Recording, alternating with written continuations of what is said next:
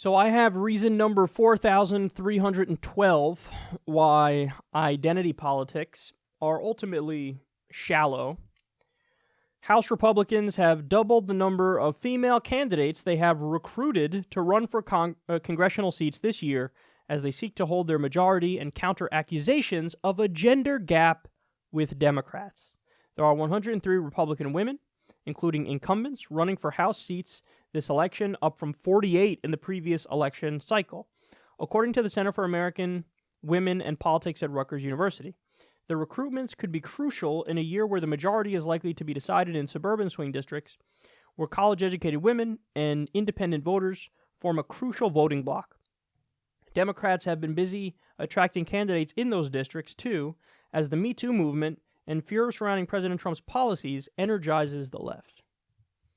So, first of all, let's just speak for a second about what the implication is by the establishment. The implication is, if we just run candidates of a certain gender, that'll help with getting certain votes in a demographic sense. And I actually think that's incredibly condescending and pedantic. This idea of like, we'll just put up somebody who looks, hey, suburban woman who's a moderate. There's a woman here. She has a vagina, you have a vagina. You can vote for each other.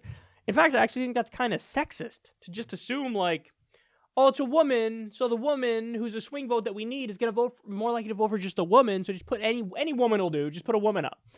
And it's like, okay, well, what you're saying there is the policies don't matter, and these people are fundamentally incapable of diving into the issues and determining that way. So that's point number one to make about this. Point number two to make about this is, it speaks to something I've said over and over, which is nobody is actually an identity politics voter. Now, you might say, well, come on, are you sure about that? Yes, I am sure about that. All these people who said that in the last election, if the election had been Sarah Palin versus Joe Biden for president, would they have been saying that? No, they wouldn't have. If somebody is very heavy in, African-American political movements, and Ben Carson got the nomination on the Republican side, would they have voted for Ben Carson?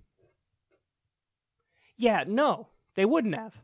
So ultimately, at the end of the day, my contention is policies override what the identity is. So for people to, and this is the part that frustrates me, especially the media, to pretend like there's actually a story here, like they wrote a story to say, Republicans are recruiting women. They're enlightened now. Like, that's such a dumb story because it's a head fake. That's all that is. My guess is most of these women are like, yeah, I agree with the right on issues of reproductive rights, for example. So you're a woman, but your policies, in many respects, are not really pro-woman. Are not really with the majority of women in what their opinion is on that issue. So,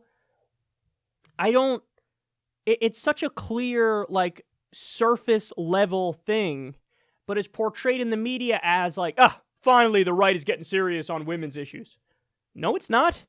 If the Republicans decided to run, Dave Chappelle's character from the first episode of Chappelle's Show, the black white supremacist, should the media run articles saying, the Republicans are finally getting serious about black rights? See, they're running a black guy.